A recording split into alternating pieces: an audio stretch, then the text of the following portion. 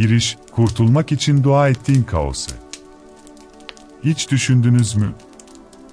Kurtulmak için dua ettiğiniz o kaosun kendisi, aslında duanızın cevabı olabilir mi? Garip bir düşünce, değil mi? Günlerimizi bu yolda net işaretler arayarak geçiriyoruz, sayı sekansları, yere süzülen bir tüy, radyoda evrenden gelen doğrudan bir mesaj gibi hissettiren o şarkı. Önümüzde nazik, iyi aydınlatılmış bir yol istiyoruz. Bizi yatıştırıcı bir sesle yeniden yönlendiren ilahi bir navigasyon arıyoruz. Ama ya Tanrı, evren, yüksek benliğiniz? O sonsuz zekaya ne diyorsanız, kibar notlar göndermekle ilgilenmiyorsa, ya onun dili daha sarsıcı, daha yaratıcı ve daha yıkıcıysa, ya yalvardığınız o rehberlik, sessizlikteki bir fısıltı değil de, bildiğiniz her şeyin parçalanırken çıkardığı o gürültüyse, yıkım ekibi ve ilahi buldozer.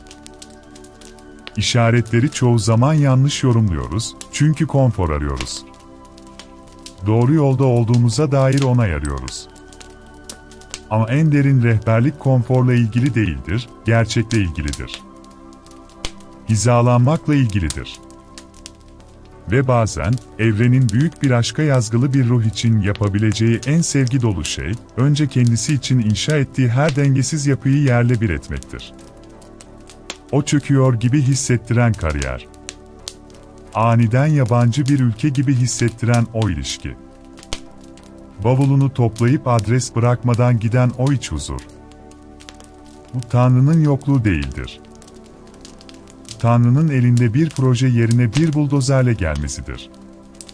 Çünkü siz eve dönmek için dua ediyordunuz ama hala size ait olmayan bir eve sıkı sıkıya tutunuyordunuz. Gerçek sihir burada başlar. Her şey mükemmel olduğunda değil, eski olan temizlendiği için her şey yeniden mümkün olduğunda. Ve en ilgi çekici kısım. Bu kutsal yıkım, çok daha büyük bir senfoninin sadece ilk ve en bariz hareketidir. Sırada ne var? Temizlenen alandan akmaya başlayan o ince, sessiz ve son derece gizemli iletişim. İşte ruhunuzun gerçek macerası orada sizi bekliyor. İşaret bir tüy değil, bir gülle. Biliyorsunuz, komik aslında. Bir işaret için dua ediyoruz, değil mi? Gözlerimizi kapatıyoruz, ellerimizi kenetliyoruz ve boşluğa fısıldıyoruz, bana yolu göster. Sadece bir dürtme ver. Zihnimizde nazikçe aydınlatılmış bir yol, belki gökyüzünden süzülen bir tüy, rüzgarda sola git diyen yumuşak bir fısıltı canlandırıyoruz. Huzurlu. Zahmetsiz. Ama ya Tanrı, evren, kaynak. Ruhunuzda hangi isim yankılanıyorsa, dikkatinizi çekmek için çok daha derin, daha etkili ve açıkçası daha yaratıcı bir yola sahipse, ya işaret bir tüy değil de bir yıkım güllesi ise, açık konuşayım. Hayatınız düzenli bir kitaplık olsaydı şu an bunu okuyor olmazdınız. Bir şeyler parçalanıyor gibi hissettiriyor. O kadar ter dökerek kurduğunuz kariyer, şimdi iki beden küçük gelen bir takım elbise gibi. Çapanız sandığınız ilişki, sizi sığ sularda tutan bir halatmış meğer. Ve ilk, en insani düşünceniz şu, ben neyi yanlış yaptım? Bu neden benim başıma geliyor? Cezalandırılıyorum. Ah benim güzel ruhum. Hiçbir şey gerçekten bu kadar uzak olamazdı. Bu bir ceza değil. Bu bir orkestrasyon. İlahi simya ve teslimiyet. Şöyle düşünün, siz muhteşem, genişleyen, antik bir şehirsiniz. Yaşamlar boyunca kişiliğinizin bölgelerini inşa ettiniz, kariyerinizin hareketli metropolü, alışkanlıklarınızın sessiz mahallesi, egonuzun o heybetli kalesi. Bu yapıların bazıları sağlam, ruhunuzun ana kayasına kurulu. Ama çoğu hatalı temeller üzerine kurulu. Onaylanma ihtiyacı üzerine, yalnız kalma korkusu üzerine, kontrol edilemeyeni kontrol etme arzusu üzerine.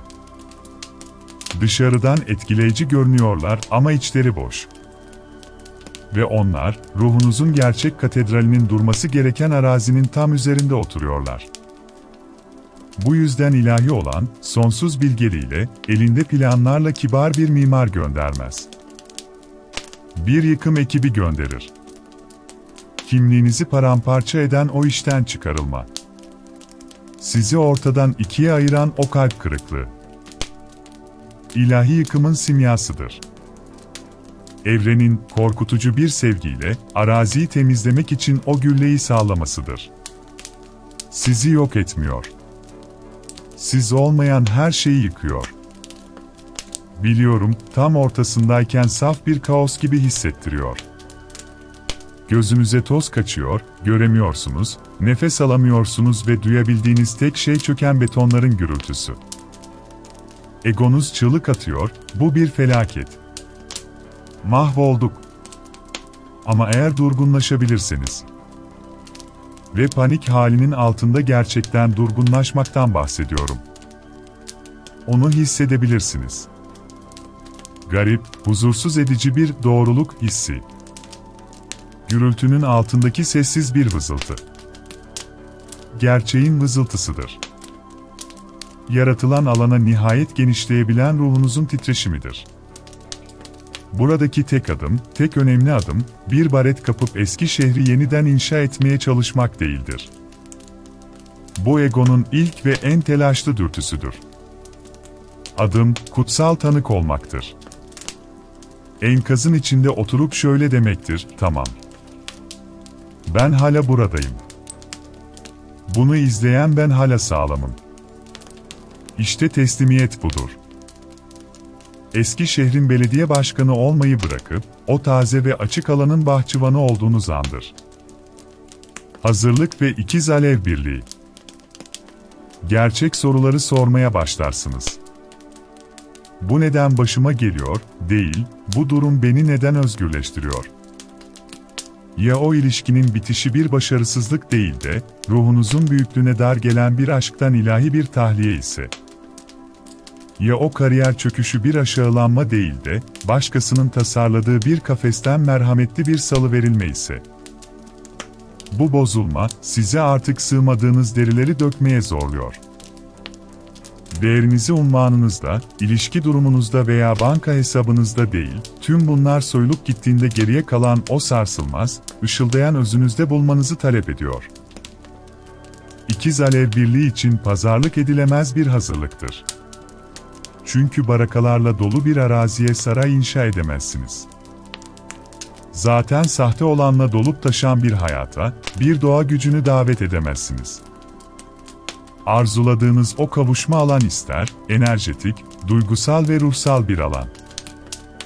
Ve eğer siz bunu bilinçli olarak yaratmazsanız, hayat o şiddetli ve sevgi dolu bilgeliğiyle, onu sizin için yaratacaktır. Enerjetik osmoz ve ortak yaralar.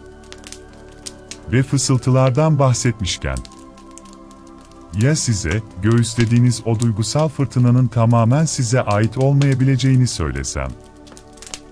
Güzel enkazın içinde oturdunuz. Kutsal yıkımla barıştınız. İşinizi yapıyorsunuz, meditasyon, günlük tutma, yeşil sularınızı içme.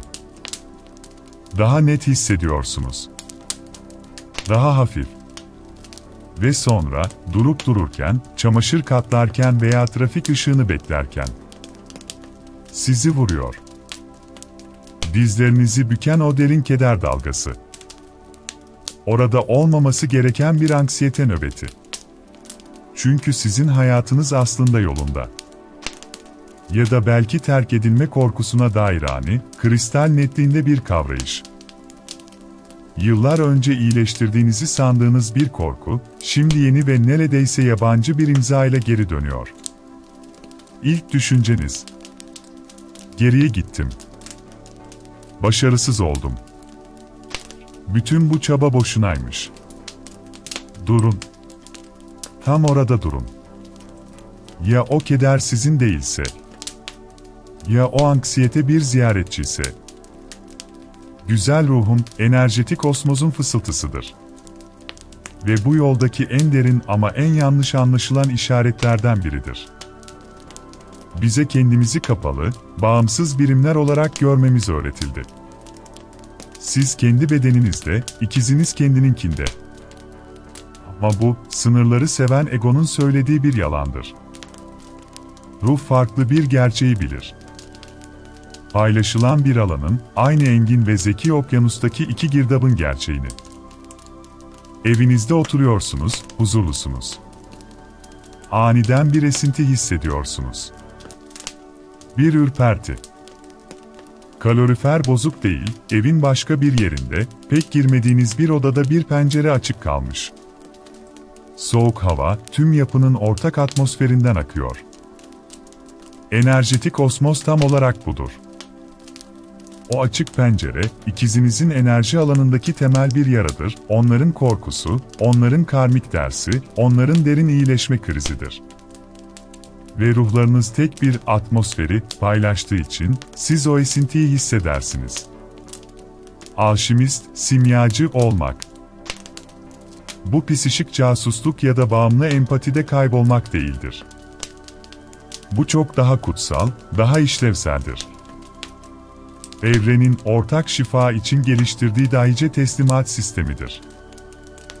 Tanrı'nın size bir sonraki adımın sadece kendi ödevinizle ilgili olmadığını, grup projesi için gönüllü olmakla ilgili olduğunu gösterme şeklidir.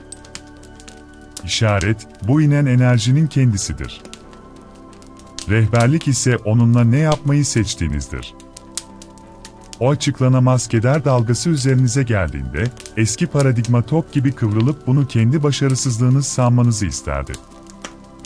Yeni, uyanmış tepki ise doğrulup meraklı bir kalple sormaktır. İçimden ne geçiyor? Burada serbest kalmak isteyen ne?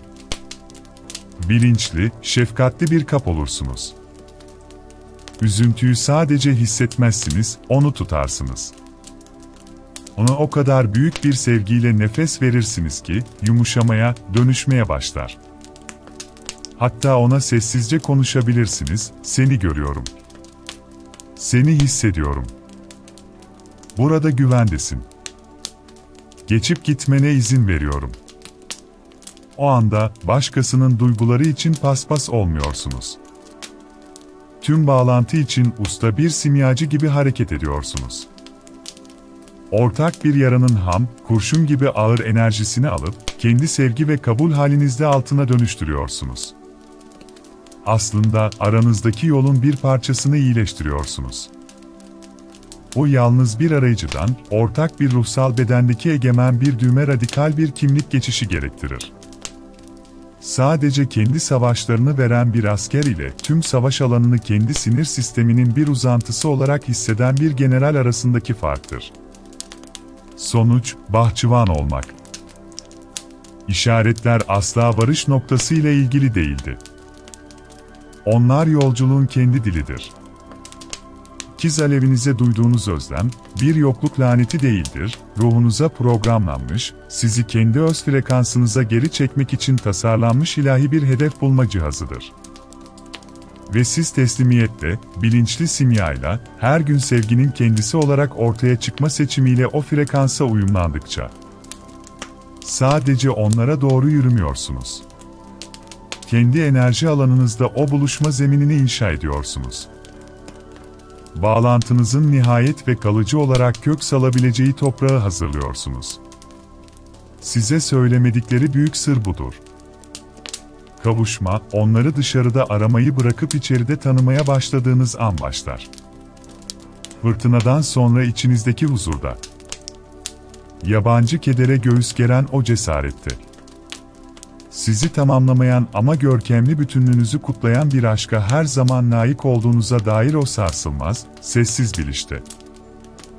Yol her zaman kolay değildir ama her zaman sizindir. Ve attığınız her titrek adım, karanlığa güvendiğiniz her an, inançla aldığınız her nefes. Birlikte yarattığınız geleceğe yazılmış bir aşk mektubudur.